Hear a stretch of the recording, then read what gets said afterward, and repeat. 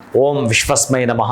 ಪ್ರೀತಿಯ ಬಂಧುಗಳೇ, ಮೊದಲಿಗೆ ಕಾರ್ಮಿಕರಿಗೆ ಶುಭಾಶಯಗಳನ್ನ ತಿಳಿಸ್ತಾ, ಪ್ರತಿಯೊಬ್ಬ ಕಾರ್ಮಿಕರು ಕೂಡ ಭಗವಂತನ ಕೃಪೆ ಇರಲಿ, ಆಯುರ ಆರೋಗ್ಯವನ್ನು ಐಶ್ವರ್ಯವನ್ನು ನಿಮಗೆ ಕರುಣಿಸ್ಕೊಡ್ಲಿ ಅಂತ ಹೇಳ್ತಾ, ವ್ಯಾಸ ಪೂರ್ಣಿಮಾ ಜೊತೆಗೆ ಬುದ್ಧ ಪೂರ್ಣಿಮಾ ಎರಡೂ ಈ ದಿನ ಇರುವಂಥದ್ದು.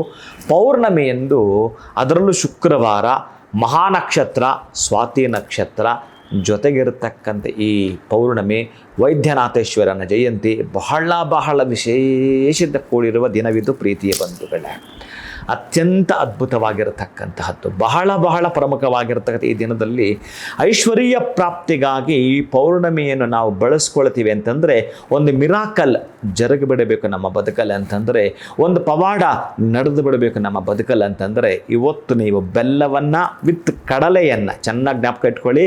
ಕಡಲೆಯನ್ನು ನಾನು ಯಾವತ್ತೂ ಬೆಲ್ಲ ಜೊತೆಗೆ ಹೇಳೋದೇ ಇಲ್ಲ, ಹೇಳ್ತೀನಿ ಅಂದರೆ ಅಲ್ಲಿ ವಿಶೇಷ ಇರಬೇಕು. ಹಾಗಾಗಿ ಇಂತಹ ಶುಕ್ರವಾರ ದಿವಸ ಪೌರ್ಣಮಿ ಏನಾದರೂ ಇತ್ತು ಅಂತಂದರೆ ಬೆಲ್ಲ ಮತ್ತು ಕಡಲೆಯನ್ನು ದಾನ ಮಾಡ್ತೀರಿ.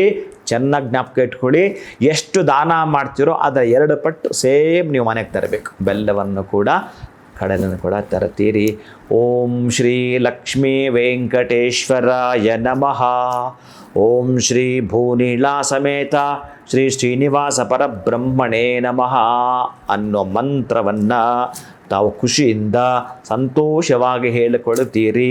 ಸಾಧ್ಯವಾದರೆ 108 ಸಲ ಲಕ್ಷ್ಮೀ ನಾರಾಯಣರು ಕೂತಿರುವ ಭಂಗಿಯನ್ನು ತಿಳಿದುಕೊಳ್ಳುತ್ತಾ ಅವರ ನಾಮಸ್ಮರಣೆಯನ್ನು ಮಾಡಿದ್ದೇ ಆದರೆ ಶೀಘ್ರವಾಗಿ ಮಹಾಲಕ್ಷ್ಮಿ ಬಲಗಾಲಿಟ್ಟು ಈ ದಿನ ನಿಮ್ಮ ಮನೆಗೆ ಬರ್ತಾಳೆ.